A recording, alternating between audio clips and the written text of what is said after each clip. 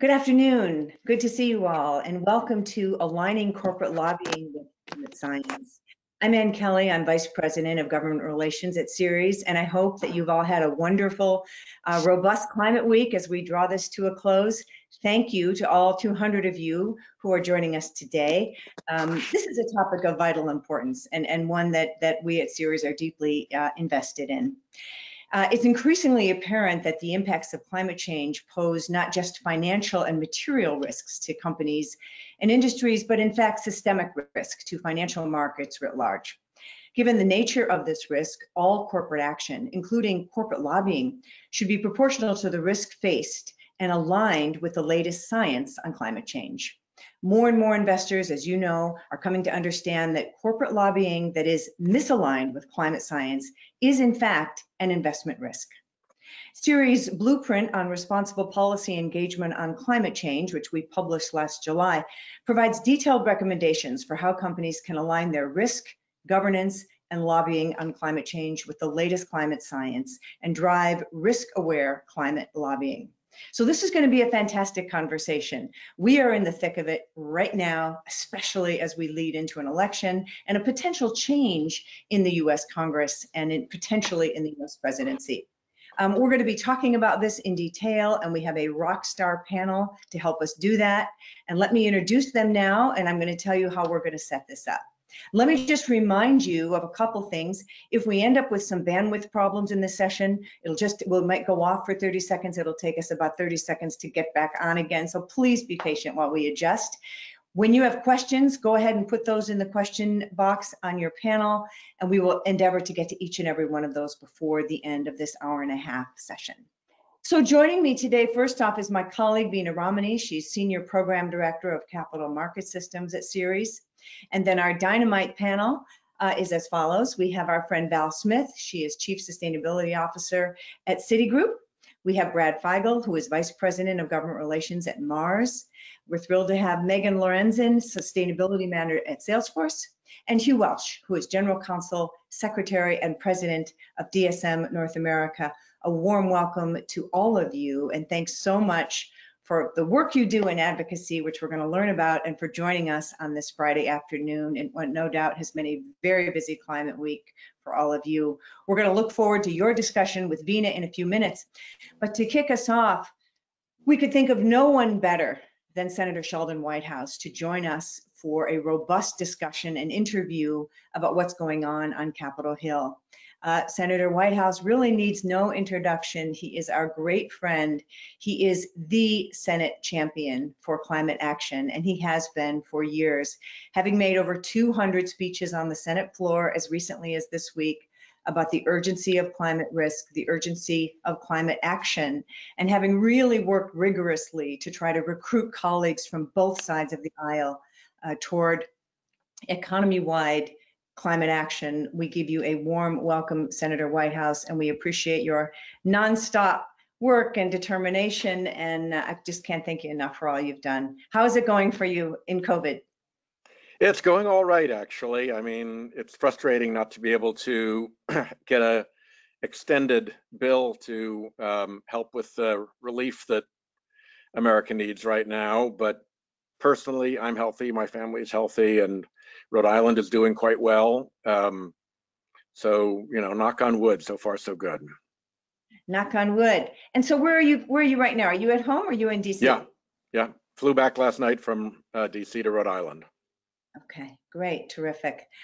Well, look, we all especially appreciate how difficult this week has been on so many different levels, and lawmaking is hard, and we don't appreciate what you go through day to day, especially when certain events take place, which we don't have to articulate.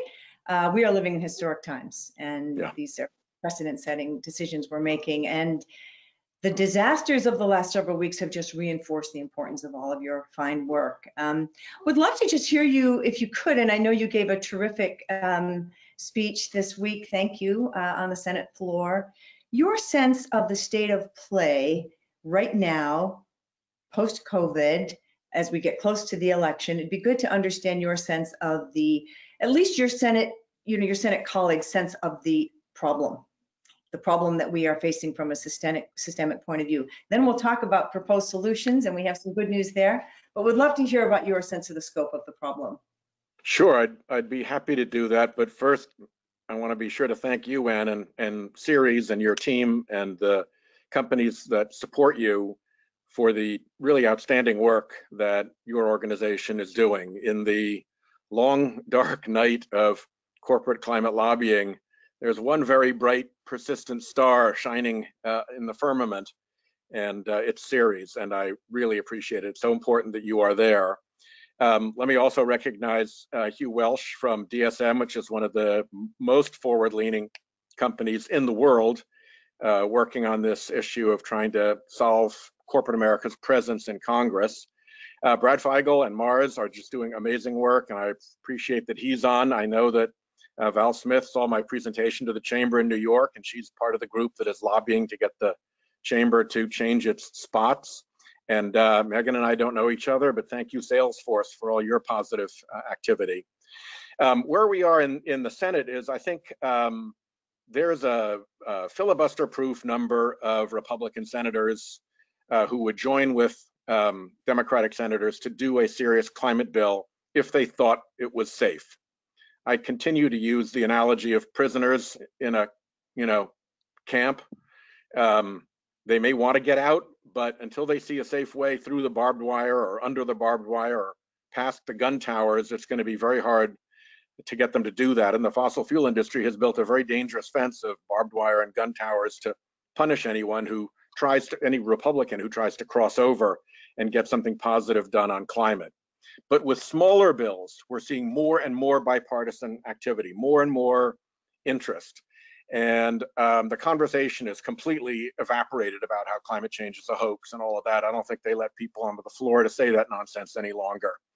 So you can see the drift moving, and outside you see a drift as in corporate America, this issue leaves the customer relations, investor relations, and public relations space and begins to move into the serious business model decision-making space, particularly in the financial community, where they're reading all of the reports by the central banks of pretty much every developed country, reading BlackRock's letter, reading the CFTC's recent stunning report, reading the Stanford Business School's recent report. The word is very clear that if this thing continues to go south, it's going to be system-wide global economic disaster. And so folks in that business, they remember 2008. You didn't have to do bad mortgages to get clobbered in 2008. And I think they're starting to gear up. And you're starting to see the groups like the Farm Bureau representing big ag and some of the big ag companies gearing up. Everybody predicted the storm when it was offshore, the climate change. And then, the surf kicked up and we said, here it is, it's coming. And then raindrops and gusts began to happen. And now we're actually in the leading edge of the storm. And farmers and fishermen and foresters and, people are experiencing this in the ag community.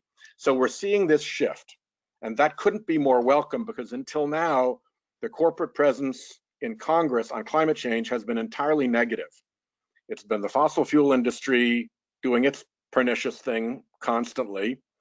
It's been the big trade associations, which purport to represent everyone, but were captured by the fossil fuel industry, I hope unbeknownst to their other members.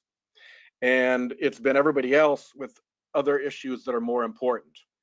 Disappointingly, TechNet, the big trade group for all of the huge tech companies, mostly Silicon Valley, came in with their big, request from Congress, 13 pages, very detailed asks. Nothing on climate, nothing on carbon pricing, nothing on even green energy. So there's a big move that I think is starting to happen in the corporate sector towards taking this question seriously in Congress, and it couldn't be more welcome or timely. Well, on that note, perhaps you could talk on a positive note about your sense of what we heard from the Business Roundtable this past couple of weeks. They came out. So this was super good news. I mean, you've got a group of the CEOs of 200 of America's biggest companies, and they came together in full agreement to say two things. One, climate change is deadly real, and we need to take action on it pronto. And two, the action that we seek and recommend is a proper price on carbon to make the necessary economic adjustment for fossil fuels' massive subsidies. And I think those are two incredibly important points. And we're awaiting the next step when those really important points get communicated to the lobbying and electioneering apparatus of those companies, so that we hear that in Congress through the face that they turn to Congress, as opposed to just to the general population. Yeah, and exactly. And I think you must have been as excited as I was when you saw the detail that they went through. They actually put in carbon pricing principles, and they talked about making sure the proceeds went to some of those most affected by climate change, for example. I mean, this was really well thought out. They also said that some things that a carbon price won't cover, that we're going to need some regulatory models as well. So whether it's a carbon on the merits, it was really, really well done. Yeah, absolutely. And as you point out, 200 CEOs, unlike the chamber, they're transparent. We know how those folks are, and hold them to it. So I agree with you. That was really good news and really exciting. Big news. Thinking about next steps, whether it's a package of carbon pricing and or elements of the many impressive plans that have come out, and thank you for the Senate Democratic report that came out in the summer. We love the final chapter on dark money, but the whole thing was filled with robust, clear policies, as was the Kathy Castor plan. Can you do some scenario planning for us? Let's just say the Senate stays roughly the same and the Republicans are in the majority. What is needed to get that next meaningful package through? And in particular, I know we've talked a lot about a durable piece of legislation, economy-wide, carbon pricing, perhaps with some other elements to it. What's needed most to make that happen? I think we go on two tracks if Democrats control the Senate and the White House. One track is to use the budget reconciliation process in the Senate, which tees up a bill that then goes off to the committees and then comes back to the Senate floor. And when it comes back to the Senate floor, you can pass it with only 51 votes. So it's a workaround for the 60-vote filibuster. And I think we've got to embark on that and do our level best to put a really robust and effective climate bill through that process. At the same time, I think we should open up a bipartisan climate conversation to encourage our Republican colleagues to join us, because any bill that is bipartisan will be more durable and less amenable to attack and misuse than a purely partisan one. The worst of all possible worlds is to do nothing. Second best is to get a really good bill done that's partisan. And the best of all would be to have a bipartisan bill. But we can't allow Republican participation in that bipartisan process to be a spoiler participation rather than genuine and enthusiastic, which is why it's so important to have both processes going at the same time, so that if we have to abandon the bipartisan process because it's not being accomplished in good faith, then we've got plan B and we don't get bogged down. Couldn't agree more. When it comes to convincing your Republican colleagues, which is what the work of the day, and we really want to do with the help of companies, I just want to go back and note that the BRT come right out and said they agree with climate science, just to reinforce what you said. And this is about climate science. So do most Republicans. That's what I wanted you to. Denial has stopped on the Senate floor, and it only emanated from a very few Republicans to begin with. And you've got very bright people, you know, like John Barrasso. He's very bright, and he's the chairman of EPW, and he's working with me on smaller climate bills. He knows this is real. He said so live and in the hearing. The problem is that trying to get a group of them to move runs into enormous political peril, because the powerful forces of corporate influence in Congress are all aligned with the fossil fuel industry and the denial scheme and the obstruction that it runs. So in order to reinforce the need for science-based policy with those Republicans who are smart enough to get it, and many do, many get it, what do you need? What do you need non-fossil fuel companies to do? Show up. Show up. We don't see you. Coke and Pepsi are lovely companies. They've got great sustainability policies. They get climate change. They're trying to push good things out their supply chain. Their American Beverage Association doesn't lift a finger in Congress, and people who look around at the intermediaries, the trade associations, as the true measure of where the corporations' hearts are, will look and say, okay, they're not interested, because that's the face that they show to Congress. TechNet, I mentioned, just did the same thing. Google, Apple, Microsoft, all have really good policies and statements, all are headed for sustainability, all came together in their trade association and completely zero, nothing. They didn't even mention it on climate change. So that's a signal, and Congress hears that signal, listens to that signal, sees that signal. And then you get to the trade associations like the Chamber of Commerce and the National Association of Manufacturers, and they've been outed by Influence Map as the two worst climate obstructors in America. And they purport to represent all of corporate America. So that's the face that Congress sees. Here comes the chamber. We represent all of corporate America, and our position is you're dead to us if you do anything serious on climate. Talk about the distinction between a company stepping up on their own, coming forward, and I'll just say DSM because he was right on our panel, versus a company being represented by the chamber. In other words, can't a company showing up in person break through the misrepresentation that their alleged chamber, their alleged trade association might be offering them? I mean, isn't it more powerful to see I'm a company and I'm meeting with you, lawmaker, face to face, than to rely I think on someone else? that helps a lot if the company has a big presence in the lawmaker's state. If you're headquartered in the lawmaker's state and you say, look, we are headquartered in your state, Coca-Cola, Georgia, go to the Georgia Senate delegation. We're not kidding around. You guys have to do this. We're serious about this. They will listen. But once you get to the broader field, you think of it like think of the Senate as a battlefield, if you will. And if you're alone, you're one soldier wandering the battlefield. And the other side, or the folks in the middle, might take a look at that and say, okay, that's interesting what that one soldier does, but that's not really consequential in the battlefield. And if you've got a group like the Business Roundtable, which is wonderful and has made a great statement, then that looks like sort of a church picnic on the side of the battlefield. It's very nice. They have balloons, they have cake. But you look over to the worst part of the battlefield, and there you have the armored centurions of the Chamber of Commerce, which spend dark money in elections, are by a factor of 3 the biggest lobbying entity in America, go into courts and regulatory agencies to attack climate action, and will actually have an effect in how you're treated in your next election, whether you get a primary in your next election, whether the majority leader will scold you or cut you off or stop your bills. All of the real power structure they're in, and others who aren't, it just doesn't have the same effect. Mm-hmm. A Volkswagen is that says, I want to do climate change, is a very nice thing on a battlefield, but several Sherman tanks are much more meaningful to people who are participating in that political environment. And the Sherman tanks are the big trade associations.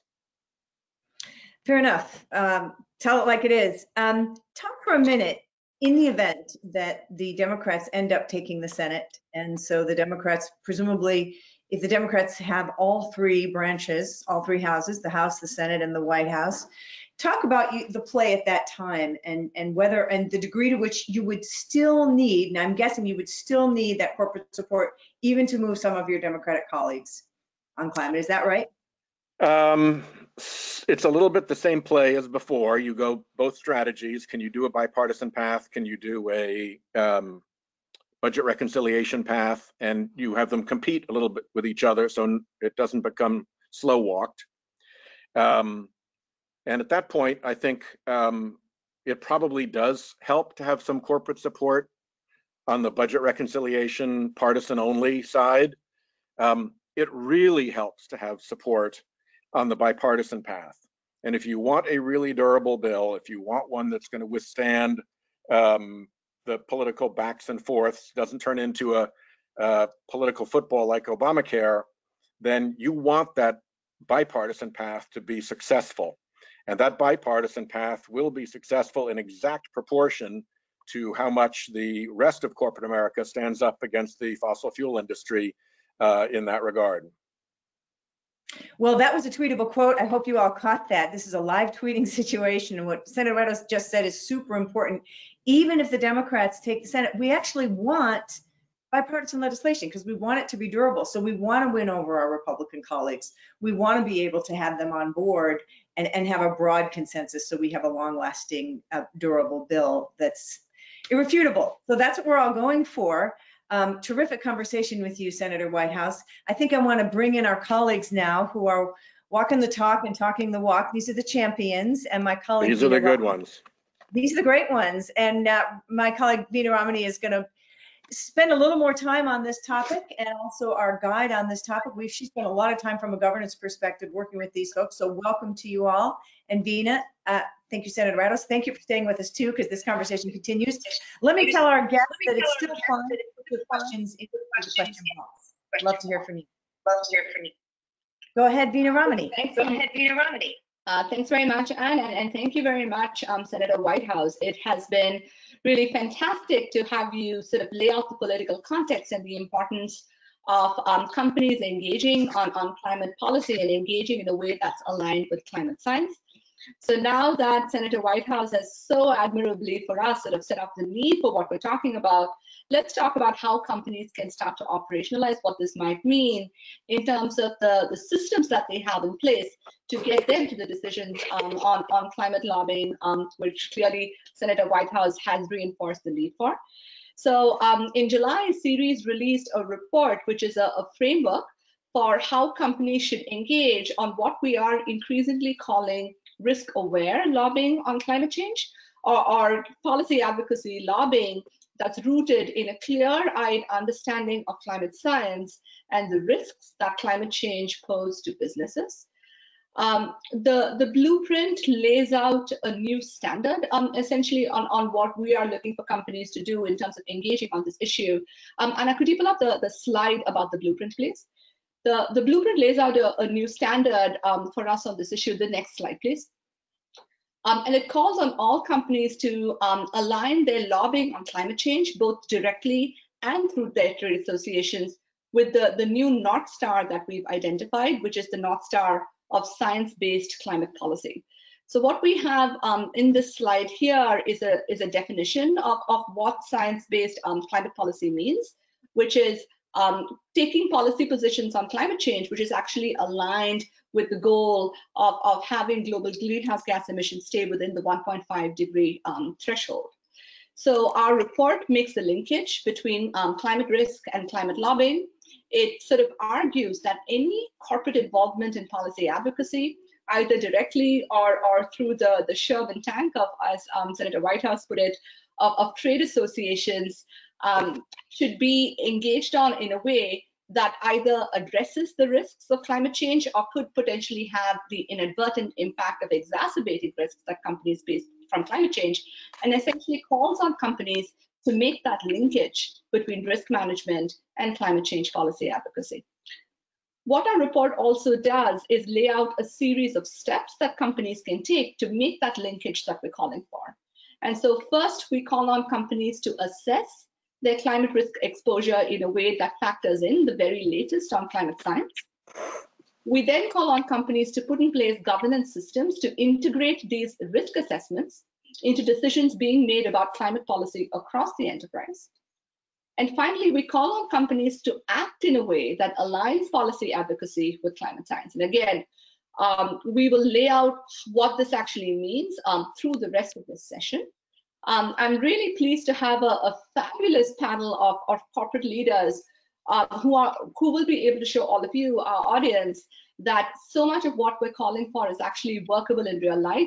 Senator Whitehouse, I had planned to introduce all my corporate panelists, but I feel you've done a better job than I ever could have in really laying out what an amazing job all our corporate panelists today are doing on these issues. So I'll put that aside and maybe jump straight into what these companies are actually doing that relates straight to the structure that we've laid out here.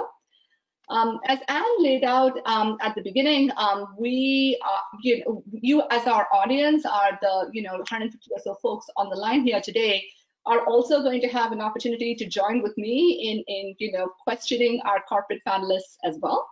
So as and when you have a thought or question, do feel free to include them in the questions in the question box at the GoToWebinar control panel. It should be on the right of your screen.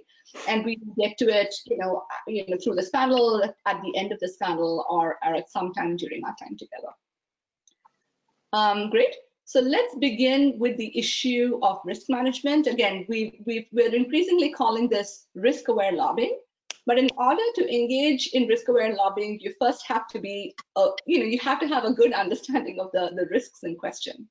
As I mentioned before, the first set of recommendations in our blueprint call on companies to integrate climate change into their enterprise risk management processes, and as an offshoot of this, also consider how their lobbying positions may contribute to their climate risk exposure. So let's go straight to our panel. So Val, I'd love to begin with you. Again, as a financial services company, clearly risk management, climate change are issues that you're dealing with on a day-to-day basis. How does Citi integrate climate change into its risk management systems? How do you consider climate science as a part of your risk management process? Sure, happy to kick this off, and thank you, Senator Whitehouse, for all of your remarks, and thanks for staying with us. Feel free to jump in with critiques as well. So this is an area that we spend a lot of time on with regard to climate risk management, climate opportunity development, and I'll just sort of call out that while I won't spend time getting into the details, this does become more of a technical exercise, and we have some reports and a 2025 strategy that we just launched in July that dives deeper into this. So, how do we approach this? We approach this primarily by focusing on our corporate and investment banking business, and primarily, within that, pursuing both the opportunity space, how are we ratcheting up and creating incentives inside the bank to do more and more climate solutions finance. I'm going to put that to the side, but I think it's important because as we help our clients to transition to low carbon net zero, as we transition, you want to ratchet up your green finance and transition finance as part of that. So in the risk management side, we've been basically helping to test different tools to analyze, measure what our climate risk is associated with our loan portfolios. So a loan that we would have to a company is the most direct relationship often that we would have with them. And so you can test those loan books in different ways. You asked about climate science, Veena, and how that's integrated. I would say, first and foremost, it's integrated in the early generation climate scenario analysis that we have done in partnership with other banks. Most recently, and we'll be reporting on this in our climate risk disclosure report at the end of the year, we ran a carbon pricing stress test on our global oil and gas exploration and production portfolio to understand, within the landscape of our energy clients, which ones are more resilient, which ones are going to, be really challenged in a carbon pricing environment. There were a couple of surprises. Where companies that you looked at and you're like, they really should be advocating for a carbon price because they did quite well compared to some of their competitors. So a few surprises there. So the sort of carbon scenario analysis, climate scenario analysis is a piece of it. And that's a piece that a lot of regulators around the world are really focused on. And I would say in addition to that kind of stress testing your portfolio, we're also very focused on new measurement methodologies. And those have sort of acronymy names, PACTA, the Paris Agreement Capital Transition Assessment. And we announced also in July that we were also joining something called PCAF, the Partnership for Carbon Accounting Financials. And, they're complicated names, but the premise is really simple, that you need to be able to really measure the carbon associated with your loan books, associated with your business, so that you can then manage it. And what you do with that information, I think, first of all, it will help us to identify like loan book hotspots, right? Like which portfolios, we kind of know, but which portfolios and which clients within those portfolios, which regions are the most at risk in, a transition scenario, which of them are ahead of the pack.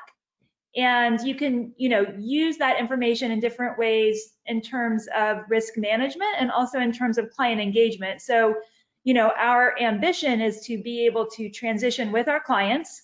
I think that's probably how we meet our objectives the fastest as a society.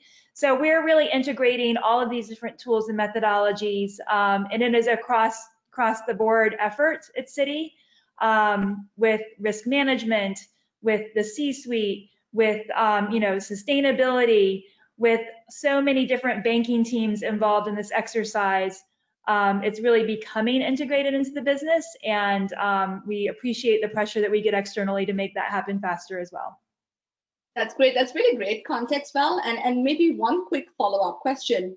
When as a part of Senator Whitehouse and Ann's discussion, they talked about the notion of climate change as a systemic risk, which is clearly this notion that central banks are increasingly sort of starting to get their heads around. And clearly, this was a notion that was also framed in the CFTC report that came out a week and a bit ago.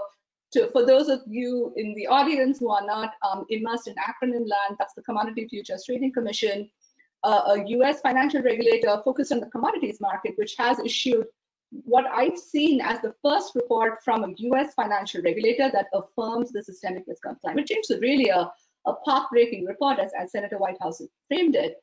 So this may be a little bit of an unfair question to you, and this is likely an evolving conversation within the bank, but do you have any advice for companies who are trying to get their heads around what this notion of systemic risk might mean in terms of scenario analysis they are doing for themselves, or what this might mean in terms of their internal risk management systems? Sure. I think that.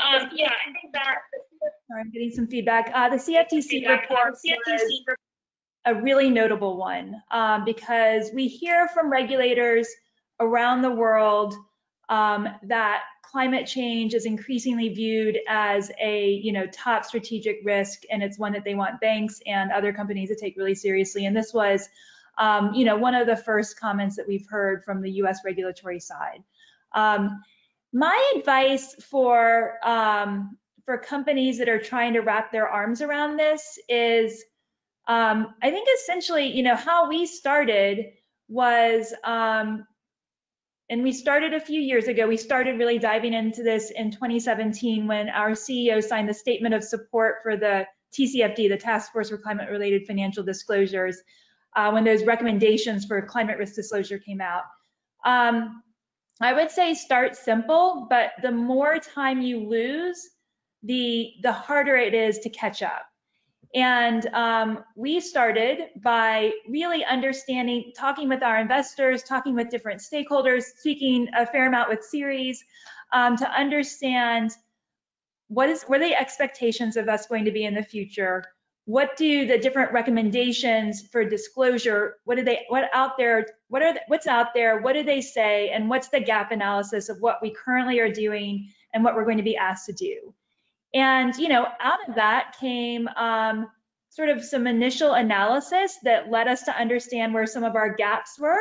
And in this case, the gap was around climate scenario analysis. It was a new concept for our sector.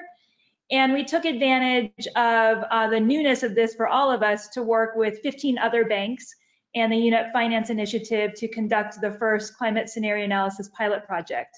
So I think my advice to other companies would be, if you're not already doing some of this analysis behind the scenes, to first talk to your investors and your partners and understand what the expectations are, do an internal analysis of the gaps, and then look for partners to begin this journey together with, whether it's your competitors, whether it's your banks. But I think the most important thing is getting started and beginning to exercise those muscles, because the requirements and the asks of us as a global corporate sector are just going to increase. That's great, and it's really, really great advice, Val, on how a company could get started in this process. So Megan, I'd love to maybe shift to you. Again, our report makes the case, and again, you heard this reinforced in the conversation between Ann and Senator Whitehouse, that in order to address climate change risks, and in order to align the ambition of corporate action with the risks posed by climate change, companies should align all their efforts, including lobbying, with the latest science on climate change. So could you maybe give us some color on how this plays out in a company like Salesforce? Yeah, I'd be happy to. And first of all, I have to start with saying thank you to Ceres for pulling together this really clear North Star of science-based climate policies. This blueprint has been a great resource for ourselves, and I'm sure many others. I want to start by saying that at Salesforce, we recognize that climate change is one of the most pressing issues humanity has ever faced. We're seeing it impact individuals, companies, cities, nations, and tragically, the impacts weigh heaviest on the most vulnerable communities in the world. And so this is a really fundamental reason about why we have committed to use our voice to advocate for those very science-based climate policies that set us on a path to a 1.5 degree future. So to start with, we are completely aligned. But I do want to say that we really did begin our journey focused on issues most relevant to us as a company and where our voice would have the most positive impact. I'm sure you can imagine, as a cloud company, electricity is the largest part of our footprint. So for many years, we really did focus on accelerating that transition to a clean and renewable electricity grid as one of our top priorities. So we do have our interim 100% renewable energy target, which we're going to hit by 2022.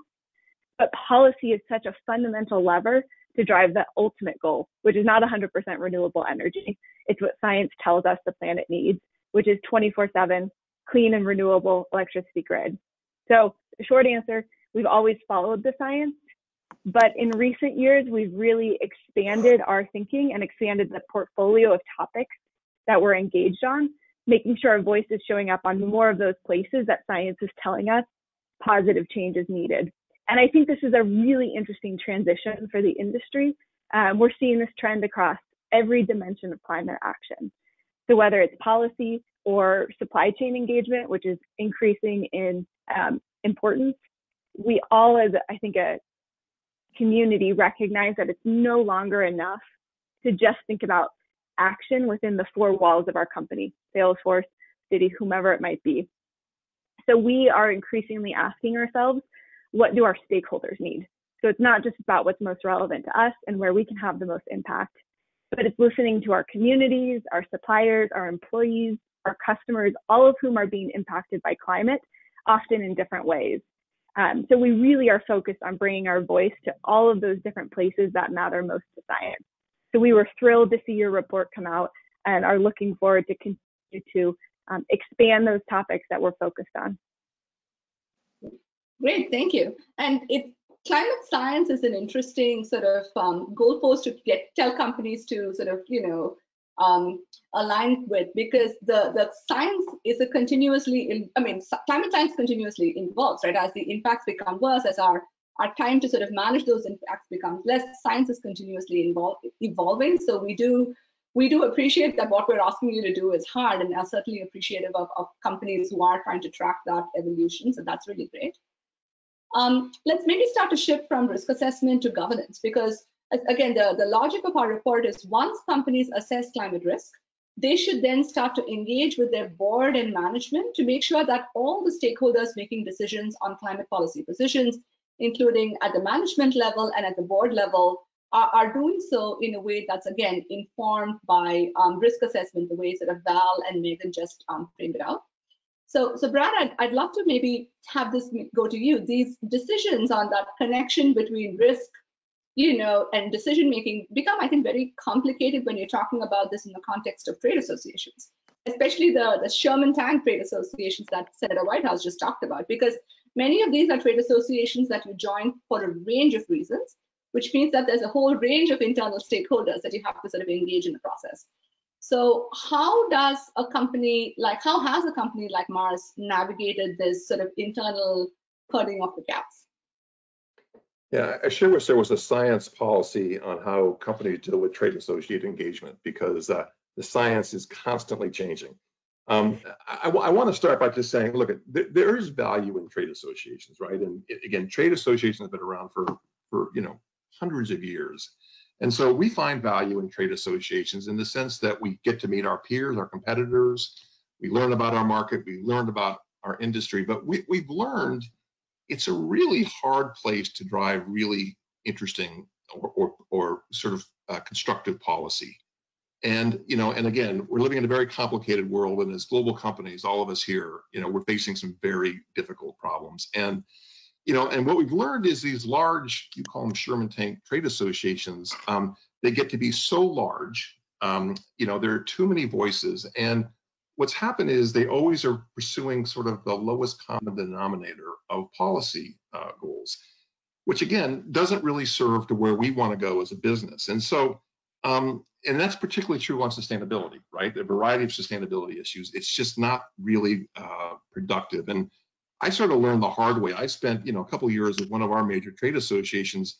I spent more time arguing with my peers, my competitors, about policy than I did with Senator Whitehouse and his peers in Congress. And that's not my job. And so what we have found a better course, and I think it's a new trend that's going to be, you'll see more and more kind of circulating in Washington and actually capitals all over the world, is to build coalitions and alliances with like-minded companies. And I think one of the really strong things Mars has done is to really build and engage those alliances. For example, we built a group called the Sustainable Food Policy Alliance. And this is a group of 4 companies. It's Mars, Nestle, Danone, and Unilever. And we fight each other in the marketplace all the time. But we've aligned together to go up and lobby on a variety of issues, including climate change. And I tell you, it is so powerful. We're making so much more progress, so we can put all our energy to go out to advocacy. We're doing the same things with the BICEP, the Business for Innovative Climate and Energy Policy, the group that Ceres leads. I think there's now well over 50 companies from all sectors who have formed together to simply align on climate change. And so, well, I'm so impressed with BRT, and the leadership of BRT. Really, you have to really applaud them on what they've done. I would love it, and I think Senator Whitehouse, you alluded to it, but when we go march up to the Hill next Congress, if we could go up as BICEP and SFPA and the Business Roundtable together, we will start really fundamentally changing voices and opinions. Great, thanks, Brad. And I might take advantage of Senator Whitehouse still being here to sort of ask him a question about trade associations, which has flowed through in the chat. So Senator Whitehouse, the question for you is, you stated that fossil fuel companies are fighting against climate legislation. How do you feel about the Climate Leadership Council, which includes members like ConocoPhillips and other fossil fuel companies, and is advocating for an economy-wide carbon price? So thoughts on the Carbon Leadership Council? Yeah, I think they, first of all, my condolences to everybody who knew and loved Ted Halstead, who was the spark plug of that organization and who has been a friend for many years now. And so, but I do think that Bob Litterman stepping up to a new role, the author of the CFTC report, is incredibly powerful and helpful. I think the gathering of everybody in CLC around a robust carbon price has been a good signal. But bear in mind, CLC doesn't lobby in Congress. They say things to the world, and that can seep back into Congress. But the Chamber of Commerce shows up in Congress ready to spend money against you in your next election in the millions of dollars. They show up and they're willing to go and tell your leadership that you're in big trouble and that they need to be told by leadership to knock it off. They'll show up to fight in courts and regulatory agencies against you. They're just operating at an entirely different level. And it's the person immediately in front of you with the horseshoe in his boxing glove who can punch you in the face that will get your attention, not some nice group of people across the room having a private conversation. So, there's a very, very big difference. And to me, what I see coming is, first of all, with respect, Brad said it's hard to drive. It wasn't hard for the fossil fuel industry to drive policy through the chamber. They completely took them over. And one of the things that we see is, we get lots of issues. And so, we're in the chamber for other issues. We need to think about, is there a disqualifying issue for a trade association where you really have to just cut the cord? And I think by now this ought to be that. The second is, does the CEO know what they're doing? I don't think this is on the usual CEO agenda. So first thing a CEO should do in this environment is commission a real audit of their companies' lobbying and electioneering activity, including the trade associations, and bring back an internal report saying, boss, yikes, here's what we're actually doing, because you're not going to fix what you don't understand. So I think every company should do, every BRT company particularly should do a lobbying audit. And then in that audit, I think, and in the relationship with trade associations, there really ought to be a know the funding rule, because a lot of companies got burned by the chamber when Influence Map outed them as one of the 2 worst climate obstructors in America. They weren't told by the chamber what they were up to. They didn't, this was a very unpleasant surprise for them. But if the chamber were transparent about where it got its money, my very strong, bet the house on it bet is that the fossil fuel industry poured millions and millions and millions and millions of dollars into the chamber that would have been a red flag for other companies if they had known about it. And there's a due diligence question at the heart of that, particularly for the so-called board members of the chamber, that has to be drilled down to. So some very simple things: an audit, a know your funding rule, and agreeing that there actually are some policies that are disqualifying and not just another policy that you'll forgive. And that's really helpful, Senator Whitehouse. And Hugh, this is a really great sort of segue to you, because I think a lot of what the senator asked about, right? Sort of he talked about, internal assessments of climate change policy positions of trade associations. Our report calls for these internal assessments to be of every climate policy that a company could be involved with. Having sort of a list of criteria of when it makes sense for a company to join an association, stay in an association, potentially leave an association, figuring out how to sort of involve the CEO, potentially even the board in these conversations. And at the end of the day, a lot of it sort of comes down to, what you do within your company, right? Essentially, a lot of this sort of comes home to roost, I think, in terms of the role of a general counsel within a company. So can you tell us a little bit about just what role should a general counsel be playing in driving these conversations within an enterprise?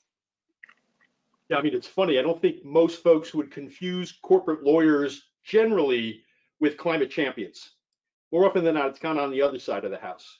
But I think that's changing. I think that's changing a lot. I mean, I'm one of those old school general counsels. I really do believe that part of my job is defending the company's reputation and integrity. And we do have royal before our name, so that's even more important to me. So a lot of my work through the years has always been involved here in trying to protect DSM's reputation and its integrity, and becoming frustrated because, as Senator Whitehouse said earlier, a lot of this work was left to the CSR department, even in our own company, or the communications group. And more I'm seeing officers of the company having direct roles in doing things like these audits. So you spoke about the trade association specifically. Just this morning, I had a meeting globally with a lot of my colleagues in DSM, where we're conducting an audit of all the trade associations we belong to worldwide at the direction of our board. That's over 500 trade associations. And then we're analyzing their position with respect to climate change and making a decision as to whether or not we stay with those organizations, we leave those organizations, or we invest the time, energy, and effort to change the position of those organizations. And I can tell you, very specifically, I've been working for years to try to change the position of the U.S. Chamber of Commerce. I'm going to continue to try to do that, because I think at the end of the day, if we're successful there, we can change everything. On the other hand, previously I was on the board of directors of the American Chemistry Council, and I quit that organization because I didn't think that it had any meaningful chance to make a change there, and that just seemed to be the right thing to do. So my role in the company is working on audits of things like this, where we do indirect lobbying, managing our external engagement with respect to direct lobbying. And Senator Whitehouse is 100% correct. My capacity to make meaningful change in Congress is limited by where I have sites and where I have employees. I have 38 sites in North America across 17 different states.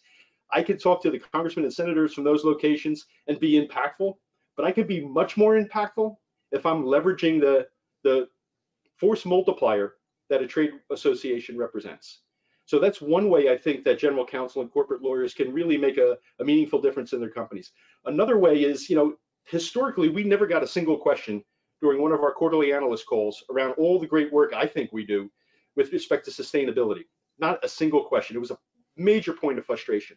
Now, half those analyst meetings are on, What are you doing with your portfolio transformation? What are you doing to improve your own carbon emissions?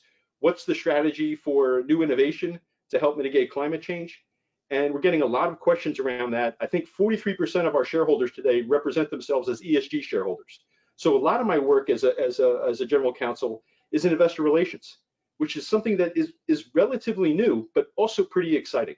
I think we'll see a lot of that change driven through our shareholder community, where in the past there was a bit of disinterest. I think there's strong interest today in not only what we're doing, but what we're going to do in the future. And I anticipate getting a lot of questions around what trade associations we belong to, and do our corporate communications match up with what we're actually doing on the ground. That's great, Hugh. And I'd love to maybe ask you another question, building on this point on corporate communications. Because one of the things, again, that Senator Whitehouse talked about is, look, it's not just, it's great to engage privately, but it's also important to sort of, put the horseshoe inside the boxing glove and go to the halls of Congress and also show that you're doing it publicly. Typically, right, the understanding is, the sort of the cliche is that, corporate counsel, lawyers are a little allergic to the idea of more disclosure rather than less. So could you maybe tell us a little bit of how you might want to square that away? When does it make sense for a company to not just engage, but also engage in a way that's public and engage in a way that signals to its stakeholders, including investors, that they are doing this? Well, if it's important to the company, they should be doing that constantly on all of those issues that are important to the company. And I think we're living in a very unusual time where in the past, the corporate law departments would direct their CEOs not to take positions on matters that weren't directly related to the P&L. And they were very risk averse. They were very careful in that respect. I think more and more you're now seeing CEOs, the demand that CEOs take a much more public position on a whole host of different social issues. And they're being guided, I think, by a more progressive general counsel on the best ways to do that. An example with respect to climate change that I thought was great was when we all came together this year virtually at the Ceres event in May, where we had over 330 different companies talking to different elected members on the Hill. I thought that was very powerful. It would be wonderful if we could do that again, bringing a lot more CEOs this time, bringing a lot more companies, because I think you need to show up. I think you need to speak with a larger voice.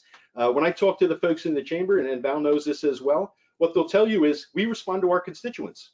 If our member companies come to us and tell us this is an important issue, it becomes an important issue for us. We need to help people show up there as well, to talk to the leadership at the chamber, to say the issue of climate change and carbon pricing is important to us, and we need you to take a different position than you are today. Great, and I think that's a really great segue between sort of governance and action, because at the end of the day, your systems are all about the actions that we are looking to see. So again, this is the logic that our report again follows. So once a company understands the risks, once they establish the right systems to make sure that risk is connected to advocacy in a way that makes sense, then the final step is to make sure that companies are actually doing the good deed, right? Actually advocating in a way that is aligned with climate science. So Megan, you started to allude to this at the beginning of our conversation, but the notion of science-based climate policy, while it's more specific than just climate policy, it's still a pretty wide game. So how does a company like Salesforce sort of make decisions on where to prioritize efforts versus where to not? Yeah, it's a great question. And, once you establish that you are committed to advocating for science-based climate policies, the next step for us was really to recognize that in order to achieve those targets, we really need the government to put forth a robust package of policies they have to be clear and consistent. They need to embed the cost of carbon into our products and services. They need to drive innovation. There needs to be clear demand for zero carbon products and services. And there are many different ways in which you can engage to drive those goals forward. I know you had asked about sharing a few examples. A few that I think are most interesting that really hone in on our action on the federal, the state, and the global level. Last year, we joined 75 companies back when the Ceres event was in person on Capitol Hill to advocate for a well-designed price on carbon as a critical part, keyword is part, of the US policy solutions.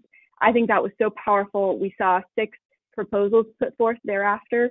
We're still waiting for something to catch, but a great start for sure. The other part, looking at the state level, science tells us we need to transition to emission-free energy.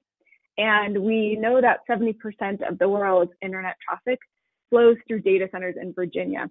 So we've been deeply involved in the state of Virginia's clean energy transition. So from engaging with the utilities to supporting the new emission standards in the state to taking a pretty bold step to publish a solo op-ed calling for a clean energy transition and opposing the Atlantic Coast Pipeline. We were so excited to see the landmark legislation earlier this year, really transitioning the state to that 100% clean electricity future. And then I think last, but perhaps most important given the world we're living in today, is thinking about the health crisis, the economic crisis, the equality crisis, and the climate crisis we're facing simultaneously. They're all interconnected, and we can't have a lasting solution if we try to solve each one of them individually. So to this end, we have been actively engaged. We signed the UN-backed CEO-led climate advocacy letter. It was the biggest one, and it was really oriented around incorporating climate action into the economic recovery plan. We've also complemented that with efforts here in the US that Hugh just mentioned with Ceres, action in the EU and the UK. I think it's just really important to recognize that we're at a critical moment right now where we're rebuilding. And so can we rebuild a more resilient and inclusive economy that takes into account the health and wellness of citizens and protects against shocks like climate change? So, I mean, there are so many different ways in which you can advance those science-based climate policies. I'll pause there. A good sample for now. And what I really loved about your sample, Megan, is that it included both things that you've done by yourself, as well as things that you've done as a part of a cohort. So could you maybe tell me a little bit, give me sort of your thoughts on, what you consider to be more important, what you consider to be less important, when it's important to sort of jump out for a company to put its own individual name behind an op-ed, like that's the example you gave, when you should be a part of a cohort. How does that thinking play out? It's a great question. I think immediately of Senator Whitehouse's example of the battlefield and the impression of one person stepping forward versus a group, and they send very different messages. And so I think there is certainly incredible power stepping forward with a coalition of other businesses to say this is critical to all of us and show that unified voice. But there's also something incredibly powerful being that lone woman on the battlefield or company on the battlefield saying that this is important to us, that we are willing to step out ahead of everybody else and put our neck on the line because it is so fundamental to what we believe in as a company. So I think they are both such important elements of any company's own climate action journey. Great. And I'd love to maybe sort of pivot from that to you, Brad. Megan, I think, framed it really well. So sometimes, signing on to an op-ed, doing something alone, is putting your neck on the line. That sometimes, takes a little bit of a leap of faith from companies. Certainly when we've had conversations with companies about, these issues, we've spoken to companies who said, trust us, we're engaging, but we're engaging privately. And the expectation that we've laid out in the blueprint is that it's not only important to engage, that it's important to engage in a way that's actually public, in a way that signals to stakeholders. From your point of view, clearly Mars does private engagement, you do public engagement.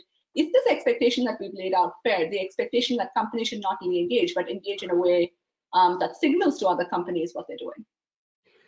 Yeah, no, I think, privately engaged should never be used in a sentence talking about lobbying. It doesn't count, right? And again, with lobbying, more and more transparency being public is what we as companies need to do, and it's beyond just the Lobbying Disclosure Act that we have to fill out several times a year. And so again, I think more and more it's our consumers, it's our customers, it's our Mars associates, it's the Mars family, we're privately held, are asking us not just to talk the talk, right, but actually to run with action. And again, and so it's not just limited to climate change, there's other issues as well. It doesn't really count until you actually go and advocate, real hard advocacy. And I think letters and op-eds are important, but that cannot be the be all and end all. You know, to really change this around and to get the critical mass that Senator Whitehouse needs to get something through, you actually need to show up in the halls of Congress and lobby. And it's one of the beauties I like about BICEP and SFPA is there's a commitment to actually go up and talk to folks. And you know, we talked earlier, you know, about whether we can do this bill through just Democrats only, or whether it needs to be bipartisan. I think, and Senator Whitehouse, you alluded to this, to make it sustainable, it has to be done on a bipartisan basis. So if you know, one of the strongest arguments we in the business community can make is go talk to our Republican friends and talk about the business case for taking action on climate change. But if you do that privately, you're not helping that member of Congress to really build him that support that he or she might need. So it has to be public if it's going to be effective. So I don't buy it that we're privately talking to our members about this issue. Trust us, it's not going to work to get to where we all want to go. And Brad, to sort of follow up on that, is it easier to make those decisions as a private company versus a public company? Well, there's a lot of advantages of being a privately held company. We don't have to go through, you don't have shareholder resolutions all the time. So I think one of the values of being a privately held company is we can look more long-term at things, but it shouldn't be any different. It really shouldn't. Each of us, whether you're privately or publicly held, we understand what climate change is doing to our business. Again, Mars is a privately held company. At the base of everything we do are agricultural based. If we're not going to get the commodities to make our business grow, we're not going to have a business. And so I don't think it's that relevant at all, whether you're private or public. It's critical to business success going forward. Fantastic. Great. So let's segue from this to, I think, a lot of where our conversation has been starting to focus, which is around the issue of trade association engagement. So, Val, we've already had some conversations in this webinar about the Chamber of Commerce. As Senator Whitehouse alluded to, Citi has really taken the leadership position in engaging the Chamber and other trade associations as well on their climate change position. So can you maybe provide a little bit more detail to that story? How did this come about? Where are we at right now with this effort? Sure, I'm happy to. And I just want to note that the other companies who are on this panel have been part of this journey, and I'll talk a little bit more about that. So, this started with some painful questions that we were getting from investors. We talked about how you didn't used to hear from investors, right, about sustainability and climate change, but we do now. And it was back around 2017 that we started to get questions about our membership in different trade associations, specifically the Chamber of Commerce, and the lack of alignment between their positioning and our climate positioning. And these questions came up in our different meetings with investors, and they came up at our annual meeting. And I think that, this was happening simultaneously with a number of different companies. And so I give our investors a lot of credit for making this a pain point for their companies that we felt like we needed to address. And, it was through conversations at, Ceres gatherings, conversations also with the World Resources Institute, that we started to identify that this was a common problem for a number of different companies. And so a few of us banded together. Hugh and DSM were, among the very first to champion this. Bank of America and Pfizer were also sort of right there from the start. And we just set up a meeting to go to talk with the chamber and, begin to raise this. And out of that came a group of rabble-rouser companies that we call the Climate Solutions Working Group. We began to, sort of organize ourselves so that we could speak collectively to the chamber about the lack of consistency between our climate positioning and their climate positioning. And, I would say it's been like part frustrating and part fun, right? Like I think we have seen some successes, but not as much as we would like. I give the chamber, Chuck Chadovitz, Marty Durbin, the whole team there, a lot of credit for coming to the table to engage with us. They've had a lot of, meetings that I think weren't always pleasant for them.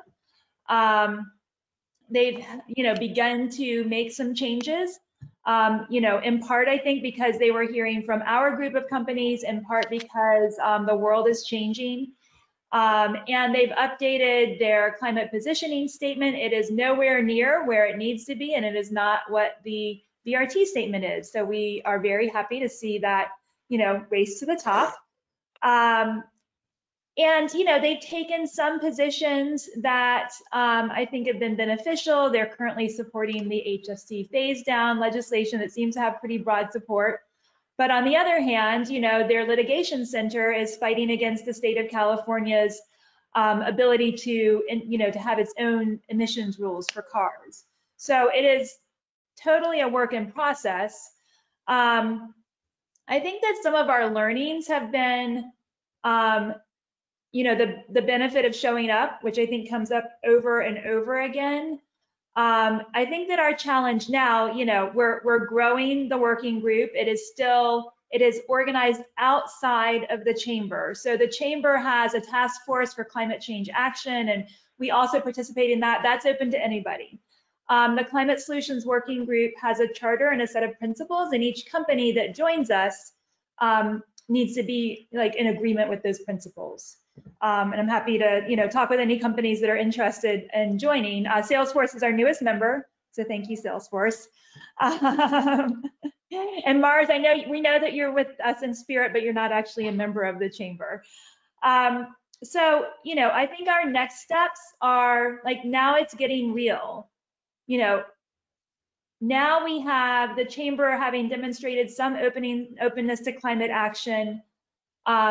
They continue to be schizophrenic, I think, in terms of, are they supportive or are they not? But we need to move the chamber, and, we communicate this to them openly, from a position of, adversarial to climate action, to neutral, to like supportive. And I think that if we can help to accomplish that, if we can bring the silent majority of chamber members into the vocal majority of chamber members, then I think, we can get climate policy that works for all of us and that will help the businesses that are those members as well. That's great. And so if people want to join this effort, Val, they should, reach out to you or to Hugh or to Megan, and you can recognize all of them because they're the ones wearing the T-shirts that say rabble rouser in every chamber. That's going to be interesting going forward. The only thing that I would jump in to add, Vina, is that time is not our friend. Right. And the forces who don't want the chamber to make these changes are going to be very eager to slow walk the process and to try to fob the members off with small ball, little bills here and there that show that they're for it, but actually don't get you anywhere to 1.5 degrees. And if we take the Senate back, action is going to be rapid. So if you're not there and ready, you're not, it's just too bad. Sorry, see you later. So time is really, really of the essence. And to Val's wonderful point about pain points, it seems to me that the two pain points to drive chamber action, one is to be serious about quitting, give a deadline, and say we're out of here on that day if you're not on board with us. And the second is to demand that they disclose their funding over the past decade. That shouldn't have been non-transparent in the first place. A lot of these companies got burned being associated with it because it wasn't transparent. You ask them to clean that up and they will be very eager to get away from that pain point. So I think there's some real leverage, and it's also hard to argue against, transparency about where your funding comes from. But I think the story that the funding reveal will in turn reveal is one that will set a lot of forces in a much better direction. Right. I mean, we're sort of spending this panel talking about corporate governance, but clearly trade association governance and transparency is a key part of this conversation as well. But again, I think your point, Senator Whitehouse, about when should a company consider quitting, let me again pose it to Hugh, because Hugh, this sort of again relates back to, you know, some of the framing you'd made in the middle of this conversation about, you know, how a company potentially sort of drives these conversations internally and the role that the general counsel could play as a part of that. So, you know, clearly, for me, you know, should you engage a trade association versus not, it feels like the divestment engagement, you know, conversation we have in the investor space as well.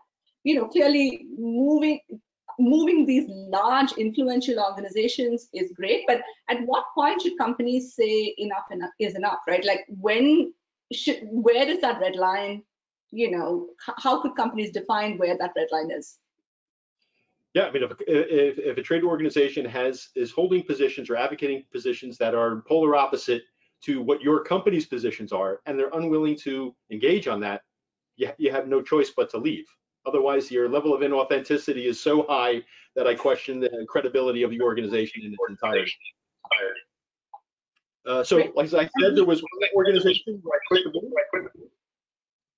And the reason was because they were consistently talking about primarying Republicans who I was having conversations with about a price on carbon. And those same Republicans would say, Hugh, I'm with you, but I don't want to get primaried. How can I be part of a trade association that's going to continue to do things like that? So for me, there's a relatively clear red line, to the extent that we have to talk about red lines. With respect to the chamber, as I said before, the stakes are so high if we're successful, and they're willing to, at least at this point, engage. It's worth the time, energy, and effort to try to shift that ship. And you know, I hope that to Val's point, we're more successful in getting members of the Climate Solutions Working Group, because I think, like anyone else, if the constituency of that organization steps up and says, this is an important issue for us, and we're not going to tolerate you operating in that schizophrenic way anymore, that change will come. And it's say they have 3 million members, and if you include all the local chambers and the AmChams, it is an incredibly powerful group. Why not get that giant ship full of Sherman tanks moving in the right direction? Get the Sherman tanks to fight for climate change, right? So that's great. So and you're starting to address some of the questions we're starting to get into the chat. So there are, I think, some pretty skeptical people in our audience. So we've had some questions here about, you know, can like-minded corporations really have success in steering the chamber towards, you know, science-based climate policy efforts? Like, what is our likelihood for success? You know, is this effort hopeless is the question. I'm assuming not, because all of you, you know, clearly are investing time and resources as a part of this. But maybe could you address that? Like, what do you see as your likelihood for success and success in the time frame that Senator Whitehouse outlined? Yeah, I mean, it's always impossible until it's done, right? And you're sounding like my CEO, who would come to me all the time and say, in a litigation, give me the breakdown on what the chance of success is. I think that we have the arguments on our side. The science is certainly on our side.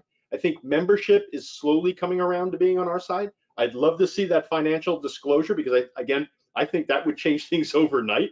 Yes, it would. Who doesn't have pants on? And so I'm cautiously optimistic.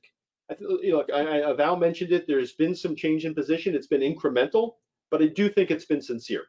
And so I'd like to continue to be encouraging, still be a pain in the ass, but continue to be encouraging, and hopefully grow our group to be an influential voice in the chamber, as influential as some of those who will constantly advocate for no change. Great. So Val, one question to you from our audience is, again, and we've started to talk about the importance of not only engaging, but public disclosure as a part of engagement. So a specific question to you is, can you talk to the importance of public disclosure of a company's engagements with the chamber and other trade associations on these issues? Yeah, well, I think, I mean, we are big proponents of public disclosure across the board in the climate space. You know, I talked a little bit earlier about our focus on TCFD and climate risk disclosure. And I guess, you know, we've been also trying to enhance and ratchet up our disclosure in terms of our efforts on climate policy, including engagement with the Chamber. We recently joined the CEO Climate Dialogue, which is sort of a direct lobbying effort with other CEOs and other companies on climate change in DC, aimed at the federal level. I think that the benefits of engagement here are partly to, and this has come up over and over again, partly to communicate with your investors and other interested stakeholders that you are working to bring, your policy positioning, your engagement, and your business together in a cohesive way aimed at combating climate change. But I think the other benefit is to make sure that there aren't just these companies that are out there on their own, to create a space where more and more companies understand, if this is a pain point for you, how do you get started? Here's how you engage. Here's what one company is doing. Harder to talk about, here's what you're not doing. But I think that the real benefit of engaging and reporting on that would be to create a big tent. Another question that we got is, we've spent all this time talking very specifically about the issue of climate change policy advocacy, sort of science-based climate policy efforts. How does a lot of what we're talking about relate to other kinds of policy advocacy that a company does, right? So how, do the principles that we've outlined belong specifically to, policy opportunities that are labeled climate change, or could these be principles that you fold into, as you're thinking about tax, as you're thinking about infrastructure-related policy efforts, right? How do you make this holistic?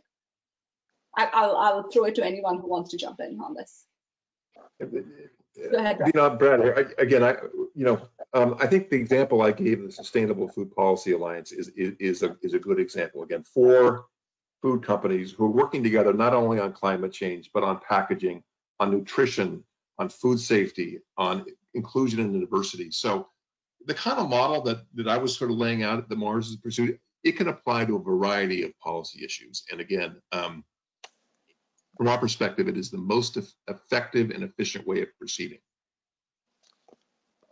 Yeah, I'll jump in. I think it applies to a whole host of different issues. We're equally advocates on issues of racial justice or undernutrition, or I could go, the concept of sort of stakeholder capitalism versus the Milton Friedman shareholder capitalism, I think is gaining traction every single day.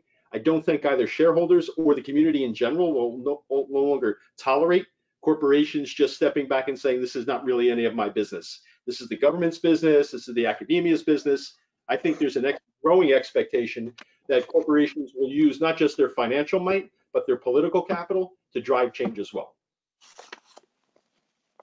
And we are seeing those connections made clearly as a part of the recent advocacy efforts that Megan talked about, where a bunch of companies came together in Congress to advocate not only for a recovery but a climate smart recovery effort. So, and do you want to maybe provide more details on just how Ceres is continuing to think about that intersection between the recovery and the importance of climate resiliency? Yeah, absolutely. And it was wonderful to have over 330 companies joining us in a digital format, talking to people at Senator Whitehouse.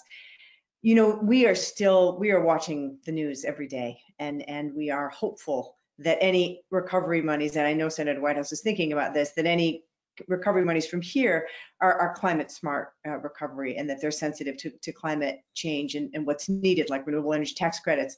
We're also aware of, just to be perfectly candid, at this moment in Congress, it's divisive. It's always been difficult. It's profoundly difficult at this moment because of a variety of circumstances. So I can't say that we are certainly watching the energy bill. We're thrilled with Senator Whitehouse's leadership on the recent HFC phase down amendment. That was a success. And yes, it was great that the U.S. Chamber got behind that too. We're going to keep our eyes on that and hope we can make that law. We are excited about what may happen in the lame duck. And we will certainly get behind, if there's the right energy bill, we'll get behind it. If there is a recovery package and we can include green stimulus elements to that to build up the clean energy economy, which has lost 500,000 jobs due to COVID, we will be right there. And we will bring our very large and robust tent that includes the head of the class, the 68 companies that are BICEP members, but another 250 that are around the country that will join us. And of course, we look forward to the pathway that Senator Whitehouse laid out earlier as we move toward past January, regardless of what happens to the Senate.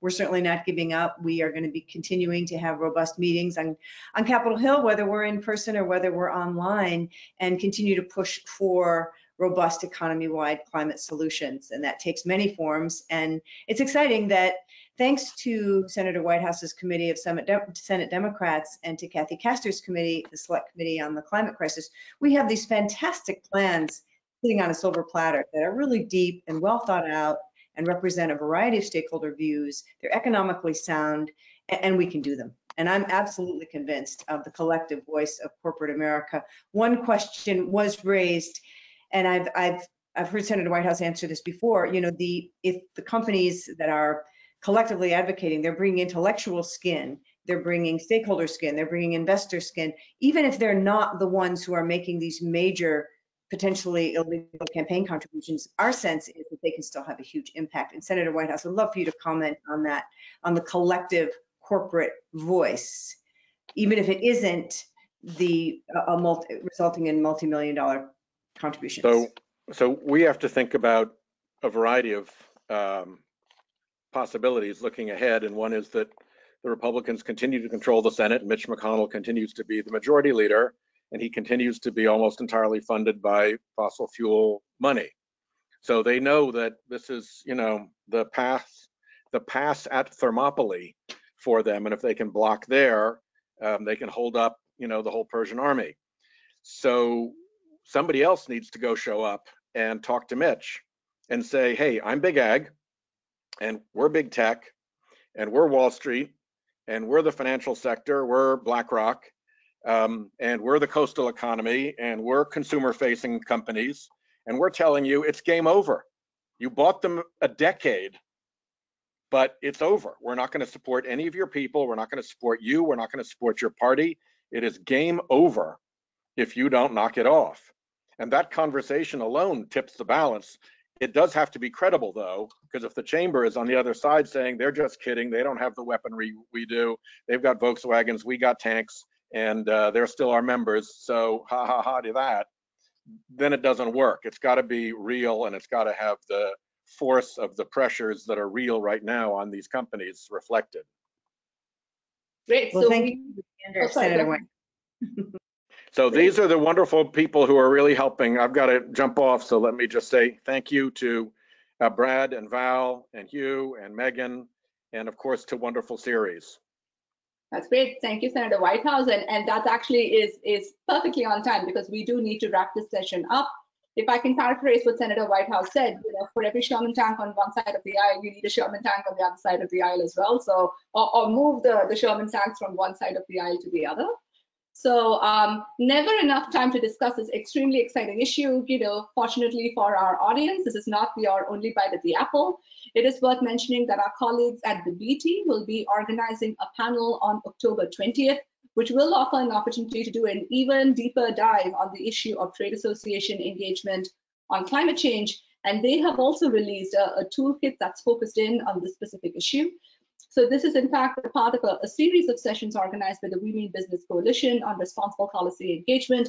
The We Mean Business Group also funded Ceres' own work on this issue. So thank you to this group.